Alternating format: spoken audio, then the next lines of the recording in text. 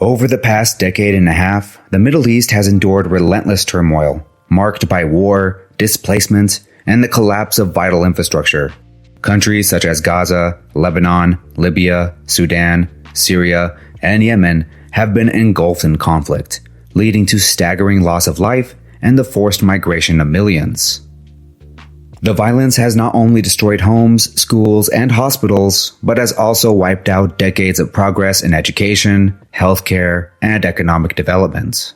Nowhere is this devastation more severe than in Gaza, where the human and material costs have dragged living standards back to mid-20th century levels.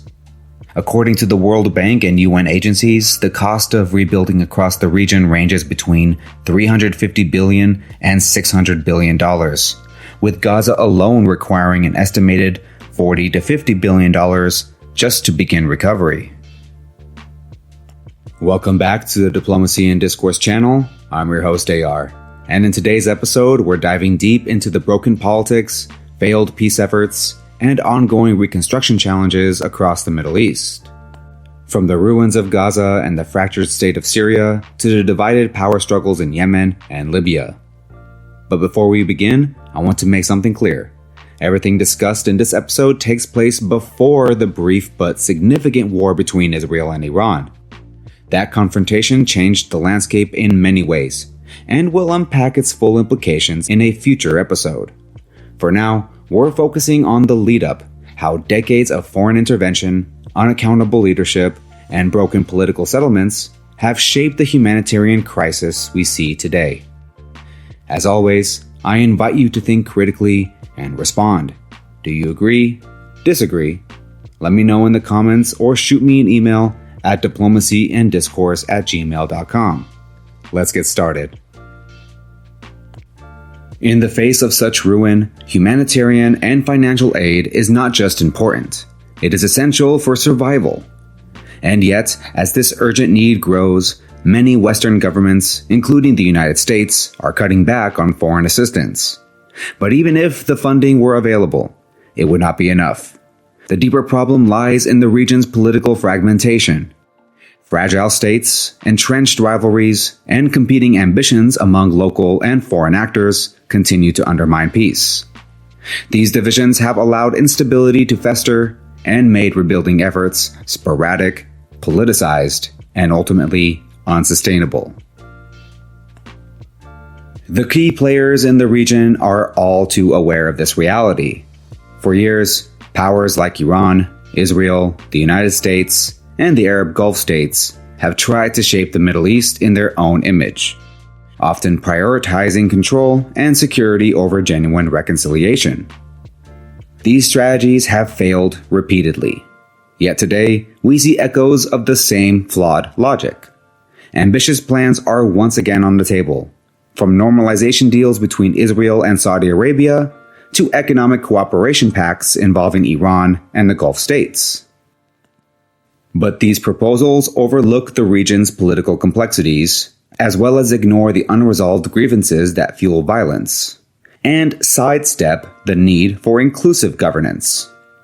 Without addressing root causes, such efforts risk entrenching the very cycles of conflict they claim to end. If the Middle East is ever to break free from this cycle of devastation, its leaders must make a fundamental shift. Rather than sidestepping internal divisions, they must confront them through dialogue, reform, and inclusive political processes. Reconstruction must be paired with reconciliation, justice, and institution building. Transitional justice mechanisms and accountable governance must be established to help societies heal and unify. Crucially, peace in the region also depends on recognizing and securing the rights of Palestinians, including their right to self-determination.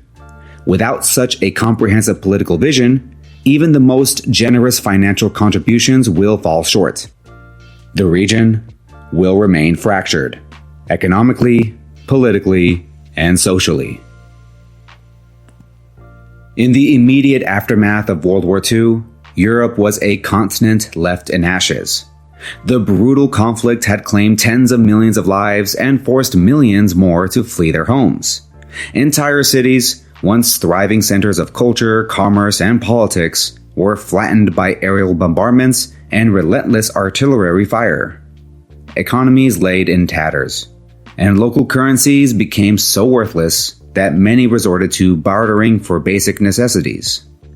The human and material costs of war had pushed much of the continent to the edge of collapse. So, recognizing the strategic and humanitarian imperative of rebuilding Europe, the Truman administration launched a bold initiative to aid in its recovery. Guided by U.S. Secretary of State George Marshall, Washington committed itself to a comprehensive reconstruction effort. Congress approved vast financial support packages, totaling $13.3 billion, equivalent to over $170 billion today. But this assistance came with strings attached. European governments were expected to liberalize trade within the continent, as well as boost exports to the United States and increase their imports of American goods. The intention went beyond rebuilding infrastructure. It was to integrate Europe into a new liberal international system centered around U.S. economic and political leadership. This grand strategy bore fruit. Nations receiving Marshall Plan aid eventually aligned with the United States by joining NATO, pledging themselves to collective security.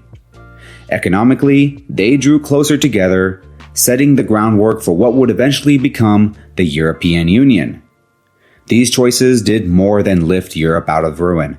They reshaped the region into a peaceful and prosperous bloc, reversing centuries of recurring warfare and division. Today, the scale of destruction across the Middle East evokes haunting parallels to Europe in 1945. Although the death tolls may not yet match those of the Second World War, the devastation is severe.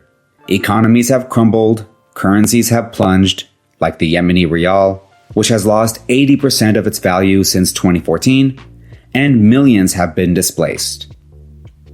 Gaza, bearing the brunt of relentless bombardment, has seen roughly 70% of its buildings destroyed in just over a year, with a death toll surpassing 47,000 by early 2024, likely an undercount. The United Nations estimates it will take more than a decade simply to clear the debris. Meanwhile, Syria's protracted civil war has displaced 12 million people and claimed over 600,000 lives, leaving more than 90% of Syrians in extreme poverty. Yemen is not far behind, with half the population impoverished and nearly 20 million reliant on humanitarian relief.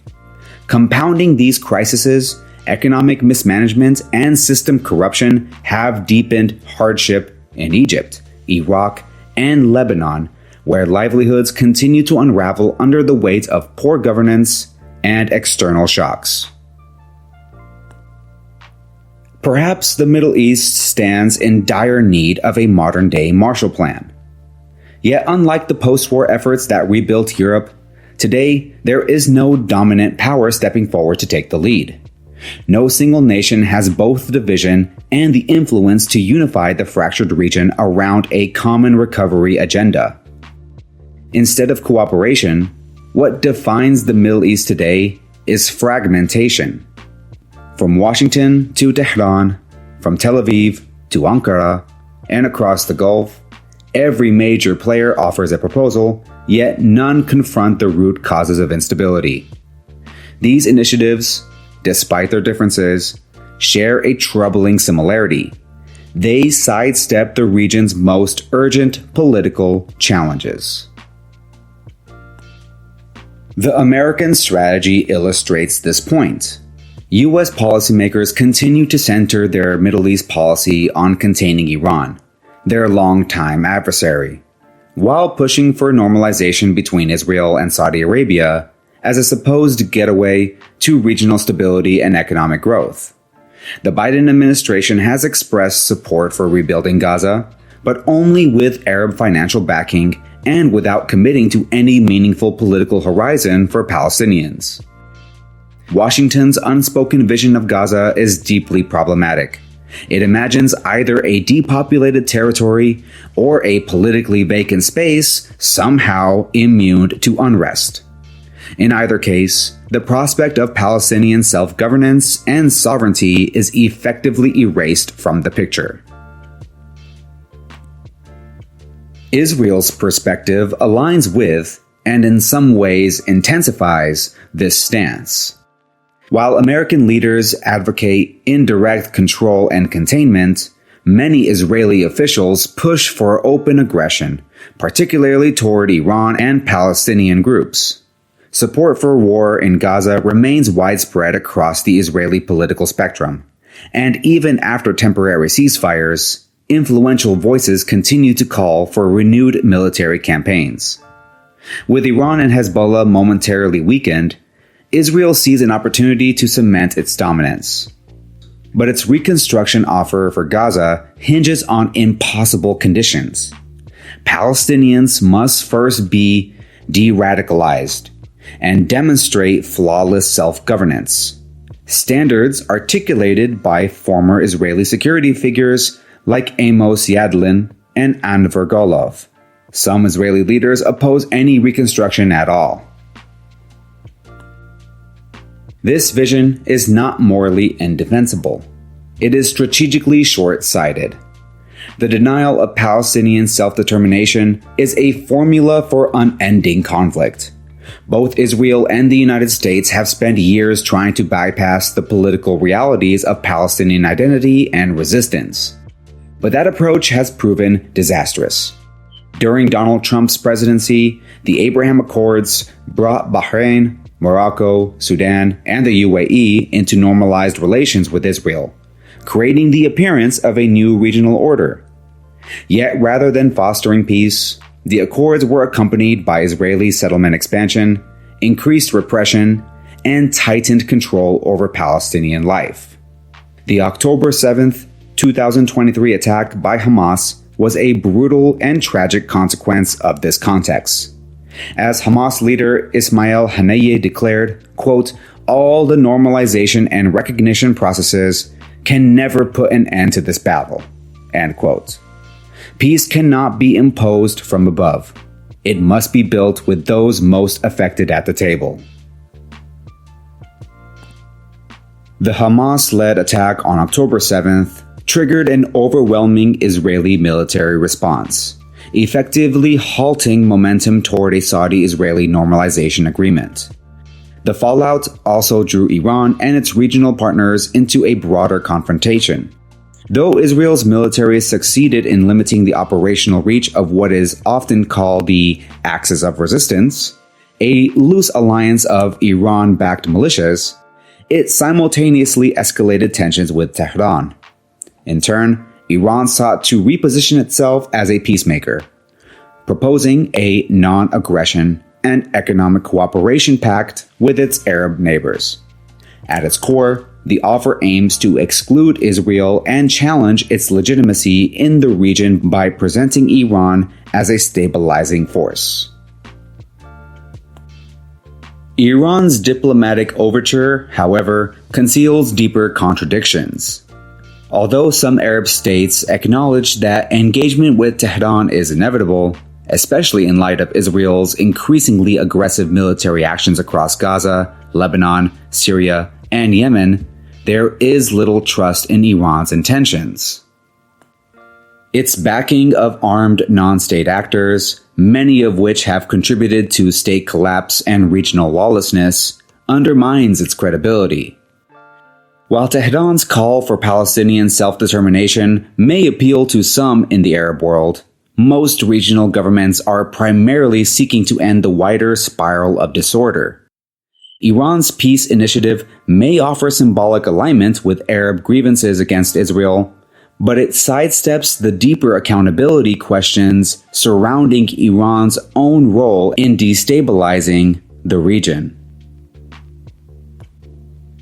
Meanwhile, the Gulf Cooperation Council, GCC, comprising Bahrain, Kuwait, Oman, Qatar, Saudi Arabia, and the UAE, has floated its own vision for regional stability. The Gulf states aim to expand their internal economic and security integration and then use their collective influence to broker an Israeli-Palestinian settlement, ideally along the lines of the long-dormant two-state solution.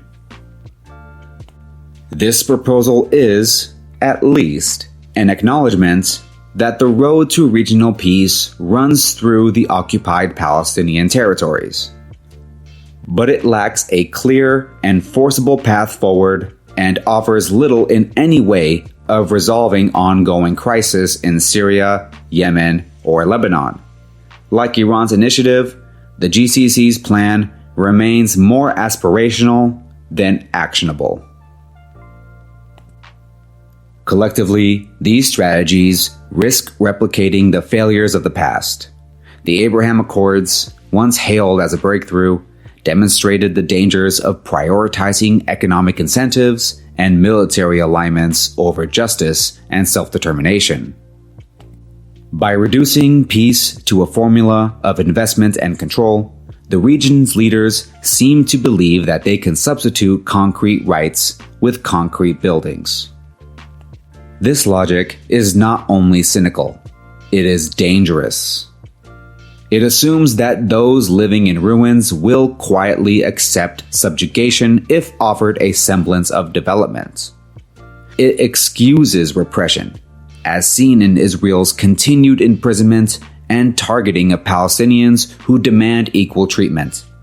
But reconstruction without reconciliation only buries conflict beneath the surface. Underlying these repeated failures is a more fundamental crisis of governance. Across the Middle East, weakened states and power vacuums have given rise to competing authorities, often divided along sectarian, ethnic, or ideological lines. Syria remains the most vivid example. Years of civil war have fractured the country into zones controlled by rival factions. Kurdish groups govern much of the northeast. Alawite-dominant regions remain loyal to Bashar al-Assad's legacy. The south is held by a coalition of rebel factions known as the Southern Operations Room. Meanwhile, Hayat Tahrir al-Sham, HTS, a former jihadist group composed mainly of Sunni militants, including foreign fighters, has taken control of Damascus. Despite claiming to support pluralism, their rise has been accompanied by violent reprisals against Alawite communities, making the path to reconciliation increasingly treacherous. Foreign powers have only deepened these divides.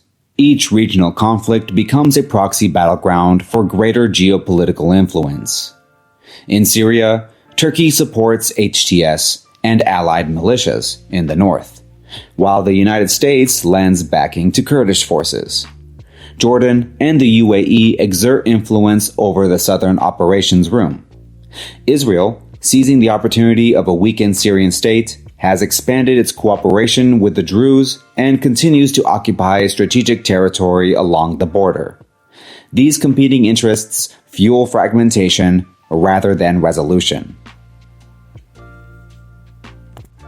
Despite outward appearances of calm, Syria's future remains precarious. In late January, several opposition groups convened to appoint HTS leader Ahmad el-Sharaa as Syria's interim president. Yet, critical stakeholders, including Kurdish and Druze factions, boycotted the meeting. Even Ahmad al-Awda, a key figure in the Southern Operations Room, refused to attend in person. With Assad gone, these groups now face a dangerous power vacuum. If unity continues to elude them, Syria could follow the path of Libya, a country where the fall of a dictator led not to liberation, but to civil war. After the 2011 toppling of Muammar al-Gaddafi, Libya descended into chaos as rival militias backed by external sponsors, including Turkey, the UAE, and European states, carved the country into spheres of influence. Syria risks a similar fate unless a genuinely inclusive political process replaces the logic of domination with one of cooperation. More than a decade into its civil war, Yemen remains a nation divided. Two primary authorities vie for control: the Houthis, who dominate the northern highlands and govern 2/3 of the population, and the internationally recognized Presidential Leadership Council. Yet even within this council, unity is elusive. Foreign involvement has only deepened internal fractures. Iran provides steadfast support to the Houthis, while Saudi Arabia backs the Presidential Leadership Council. The UAE, though technically allied with Riyadh, supports southern separatists who oppose the council's authority. These Emirati-backed forces seek to carve out an independent South Yemen, creating additional tensions. Nowhere are these rifts more evident than in Hadramaut, an oil-rich region effectively split between Saudi and Emirati spheres of influence. Clashes between their respective proxies have intensified, while jihadist groups like Al-Qaeda in the Arabian Peninsula exploit the chaos to entrench themselves in the eastern and southern regions. Foreign interventions have often been a recipe for prolonged instability in the Middle East. Still, the extent to which warring factions rely on outside support means that international actors may also hold the key to de-escalation. In this sense, the 2023 rapprochement between Iran and Saudi Arabia offered a glimmer of hope, a symbolic first step towards regional deconfliction. When rival powers agree to dialogue, they can potentially restrain their proxies and facilitate peace initiatives, provided their own rivalries do not reignite elsewhere. Yet this hope hinges on resolving deep-rooted geopolitical rivalries that extend far beyond Yemen. The growing competition between Saudi Arabia and the UAE over leadership in the Arab world is a prime example. Each seek to shape the future of Sudan, Syria, and Yemen according to its own vision. Meanwhile, Qatar and Turkey's backing of Islamist groups continue to irk more secular-leaning states like Egypt, Jordan, and the UAE. Despite recent détente between Iran and Saudi Arabia, Tehran's enduring support for coercive non-state actors continue to destabilize multiple fronts. Without a realignment of regional priorities, these tensions will continue to fuel conflict rather than resolve it. Even if regional actors manage to put aside their disputes, peace would not automatically follow. Local factions, often hardened by years of warfare and distrust, must also commit to reconciliation. That means building legitimate governance structures, ensuring the safe return of refugees and internally displaced persons, and repairing deeply torn social fabrics. Traditional justice remains one of the thorniest issues. While peace requires a degree of forgiveness, blanket amnesty often emboldens impunity. Lebanon's post-Civil War experience is a cautionary tale. By granting sweeping pardons to former warlords, the country avoided immediate collapse, but sowed the seeds for recurring unrest. If Syria is to avoid that fate, any political transition must include meaningful accountability for crimes committed under the Assad regime. Otherwise, retribution, rather than reconciliation, will dominate the post-war landscape. There is no universal formula for conflict resolution in the Middle East. Each war carries echoes of the others, but every case presents unique complications. In Lebanon, the political order itself must be rebuilt, not just physical infrastructure. That includes confronting Hezbollah's militarized role and revitalizing the state's institutions. In Syria, any future political order must resist reverting to autocratic centralization.